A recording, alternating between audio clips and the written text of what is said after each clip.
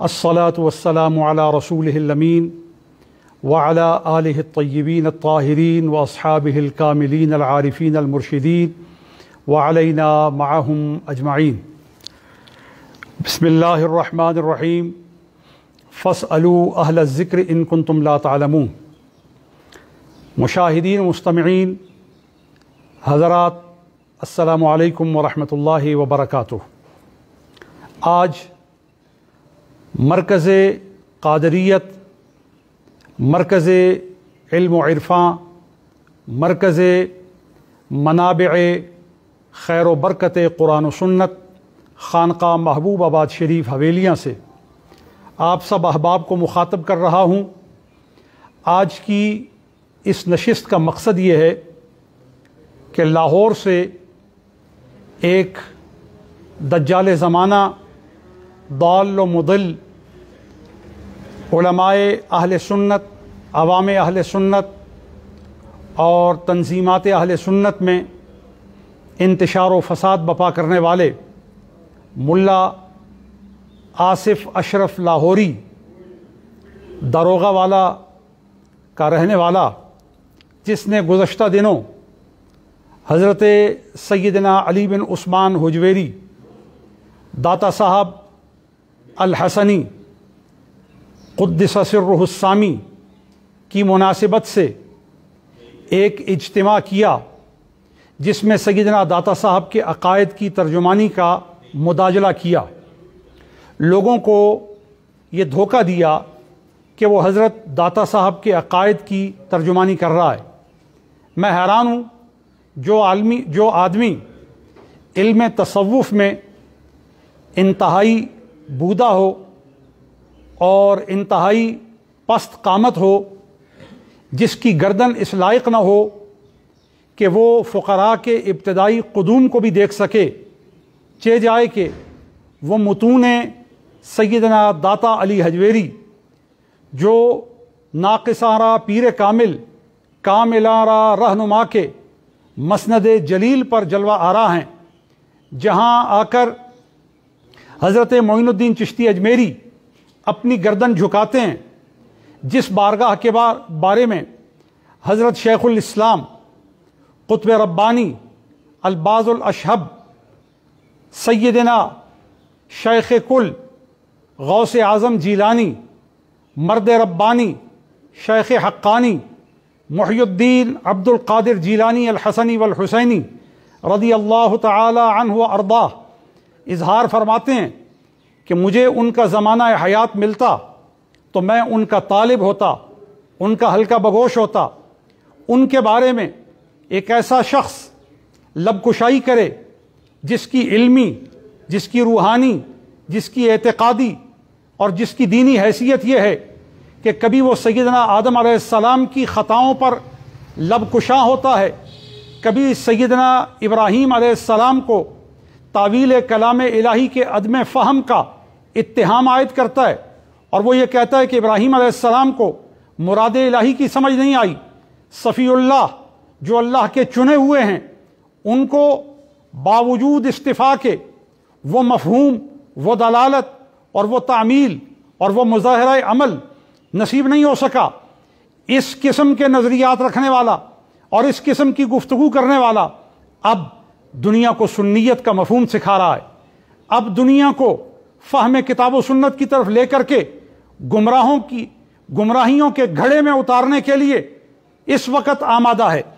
اور اس اجتماع میں اس نے خانقاہ محبوب آباد شریف کی علمی خانقاہ کو، دینی خانقاہ کو، روحانی خانقاہ کو، تحقیقی مرکز کو فتنہ سے تعبیر کر کے اپنی فتنہ انگیزی اور اپنی شرپسندی پر اس نے جس دلالت کو قائم کیا ہے، اس پر سوائے مذمت کے اور اس سے اعراض کے، اس سے منہ پھیرنے کے اور کچھ مناسب نہیں ہوگا.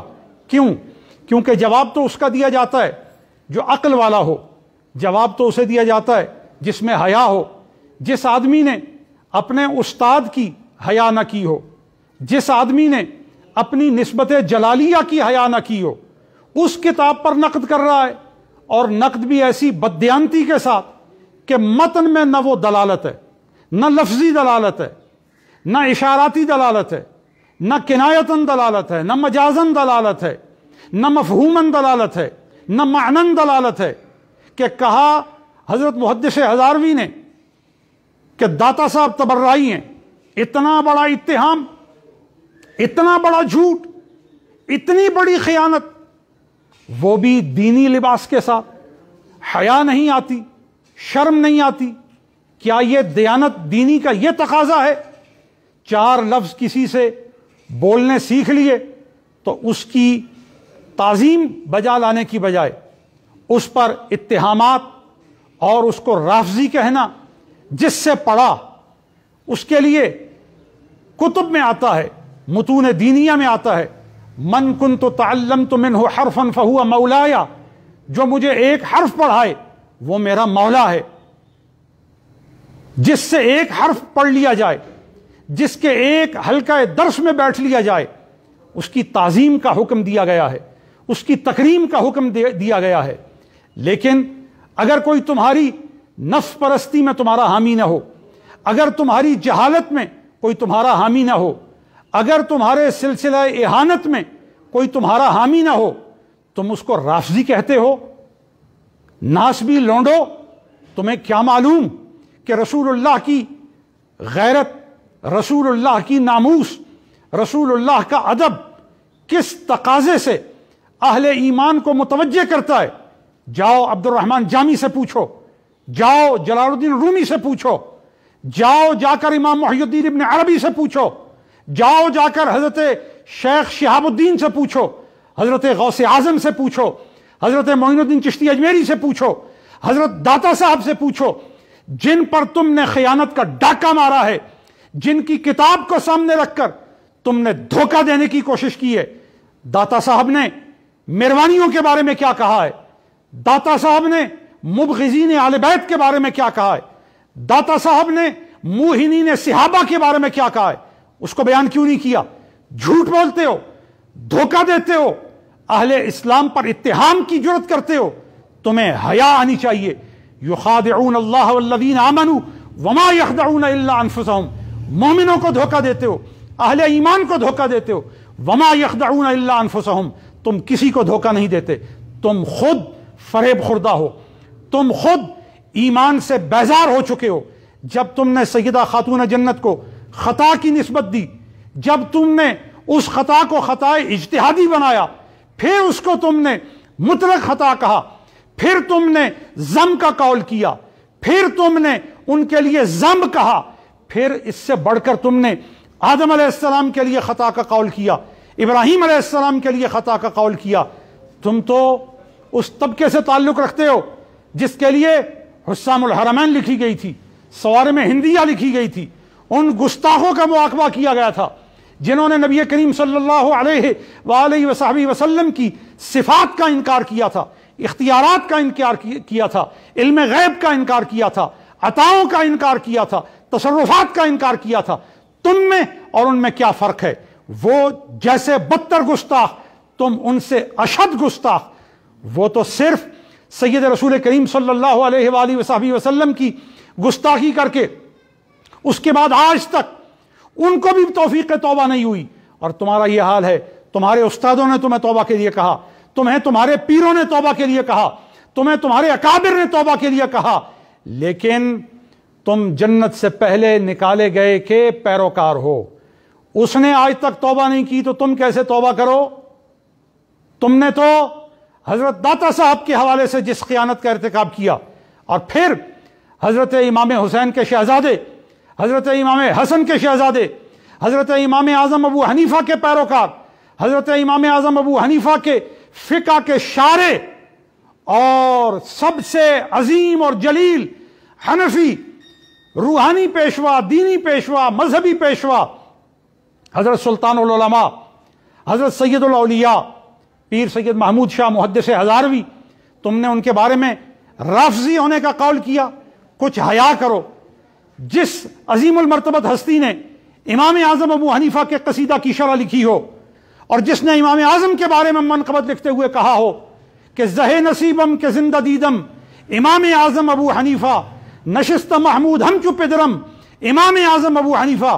یہ تو فارسی کا قصیدہ ہے. تو جیسے اجہل کو فارسی کا قصیدہ سنانا بھینس کے آگے بین بجانے کے مترادف ہے.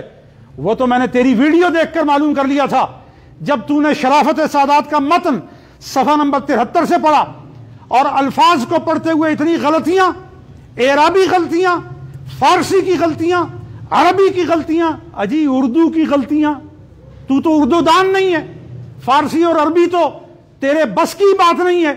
اور تیری خیانت کا یہ عالم ہے کہ الحاصل میں حضرت محدث ہزاروی نے، سید الاحناف نے جو بات لکھی ہے کہ ام کلثوم کے متعلق نکاح کا تبرائی فسانہ شان صحابہ و آل بیت اطہار کے قتل منافی گھناؤنی خرافات پر مشتمل ہے، جس کی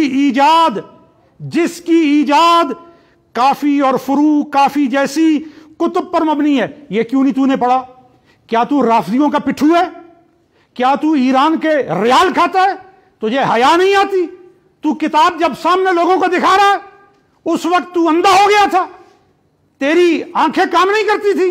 یا تیرے دماغ میں صلاحیت اور حس رویت اور حس بصارت تجھے اس بات کی اجازت نہیں دیتی تھی کہ تو دیانت کے ساتھ عبارت پڑھتا؟ حضرت محدث ہزاروی نے لکھا ہے جس کی ایجاد تیرے اجداد جنہوں نے کافی لکھی ہے اور تیرے بڑے جن کا تو نطفہ ہے انہوں نے فروع کافی کا حوالہ دیا ہے. فروع کافی میں ہے، اصول کافی میں ہے، اس کا حوالہ ہے. تیری بددیانتی کا یہ عالم ہے کہ تو کتابوں سے قطع برید کر کے اور قطع عبارات کر کے جھوٹ بولتا ہے اور بزرگوں پر اتہام باندھتا ہے.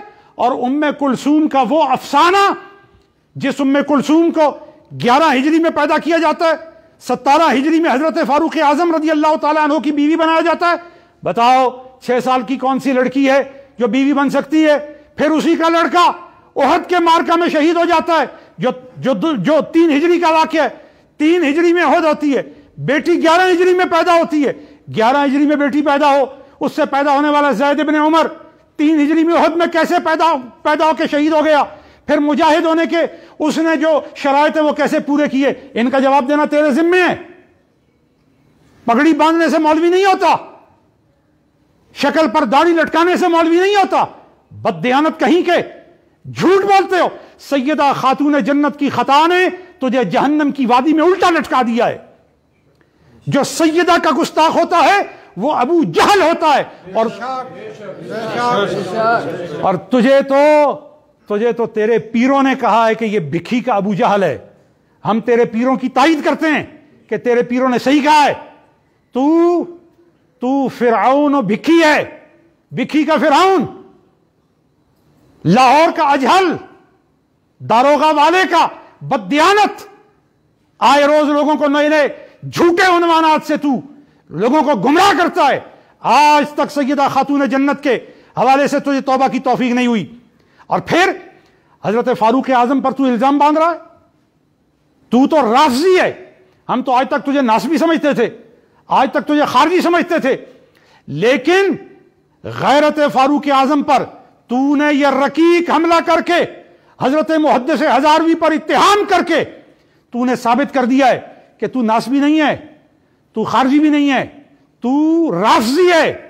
رافضی جس کو حضرت فاروق اعظم کے کردار سے چڑھے، ان کی پاک دامنی سے چڑھے، اور تو ان کی خلافت کی عظمت پر تو حملہ آور ہے.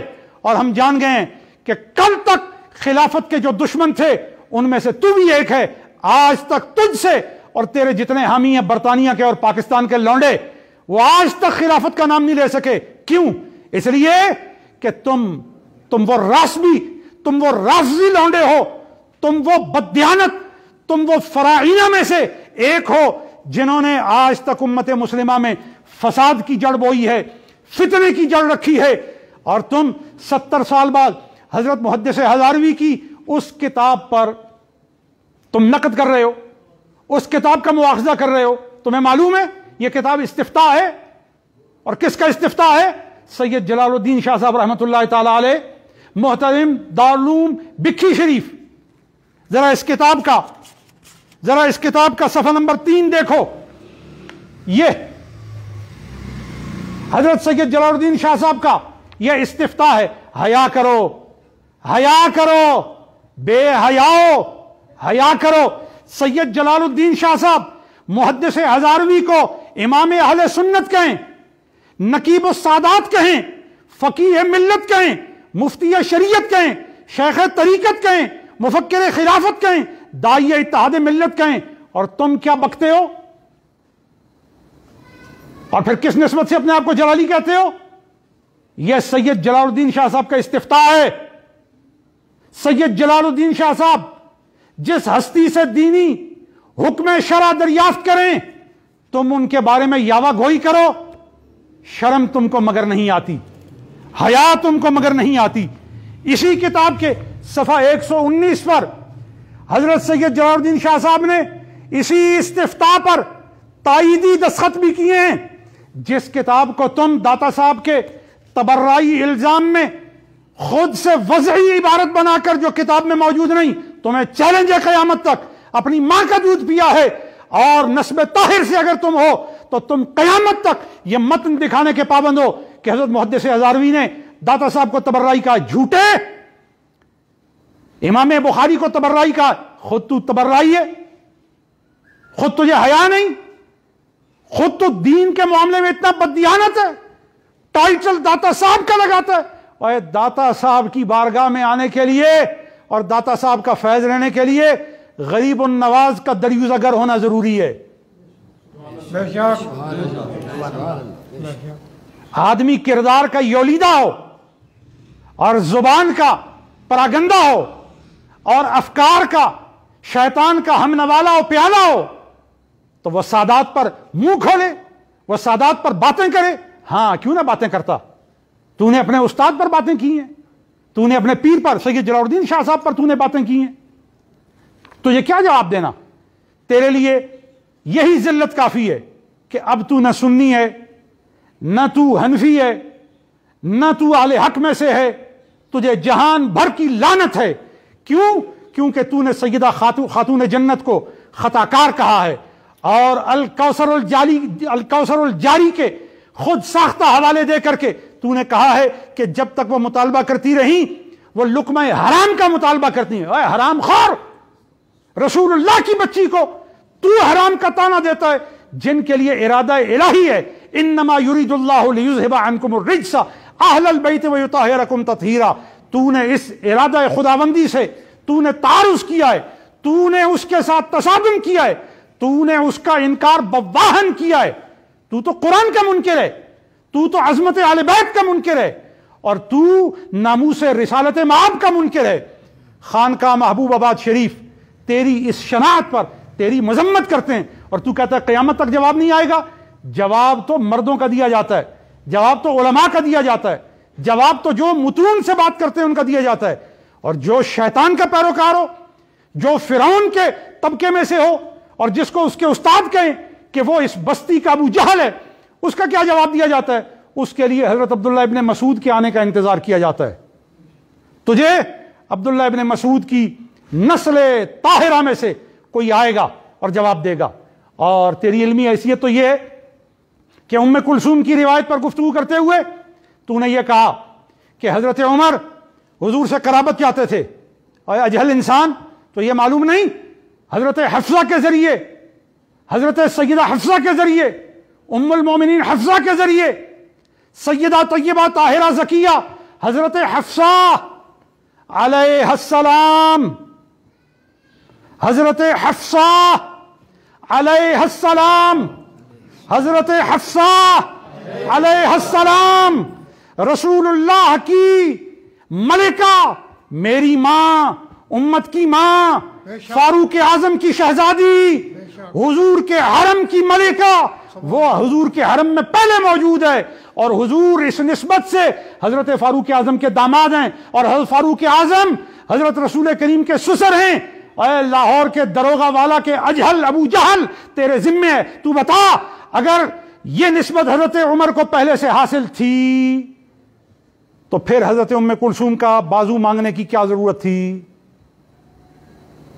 کیا حضرت عمر تیرے مطابق حضرت حفصہ کی قرابت کو نافع نہیں سمجھتے تھے؟ اس کا جواب دینا تیرے ذمے ہے۔ کیا نسبت دامادی کی جو حضور سے ان کے بیٹی کے ذریعے انہیں حاصل تھی، کیا یہ قیامت میں نفع بخش نہیں تھی؟ اور تو نے خود اس روایت کو پڑھا ہے اور یہ روایت تیری معتمدہ ہے، کل سبب و نسب ینقطع، ہر سبب اور نسب منقطع ہو جائے گا قیامت کے روز، کل سبب و نسب ینقطع یوم القیامہ الا سببی و نسبی۔ بتا سیدہ حفصہ کے ذریعے سبب حضرت عمر کو حاصل تھا کہ نہیں، لیکن تجھے کیا پتا کہ سبب کیا ہوتا ہے، نسب کیا ہوتا ہے؟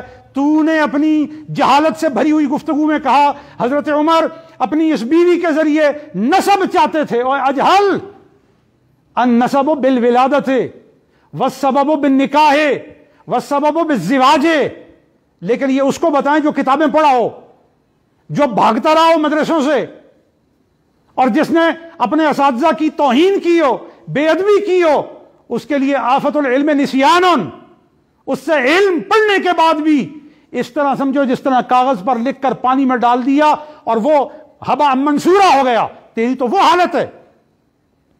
لہذا اتنا جواب دینا میرا ذمہ تھا، اس جواب کو ہی میں تیرے لیے، اگر تیرے اندر حیا ہوئی، اگر تیرے اندر ذرا بھی رمق احساس علم کی اور ذرا بھی رمق انسانیت کی ہوئی، تو اتنا جواب تیرے لیے کافی ہوگا۔ اور میں سمجھتا ہوں کہ اس کے بعد اگر تو نے منہ کھولا تو انشاءاللہ ہم پورے طریقے سے تیرے اس کھلے منہ کو بھی بند کرنے کا انتظام کریں گے۔ اللہ تعالی ہمیں اہل سنت کے عقائد کی اور اہل سنت کے علوم کی اور اہل سنت کے امتیازات کے دفاع کرنے کی اور اس کی ترویج کی ہم سب کو توفیق عطا فرمائے۔ وما علی الا البلاغ۔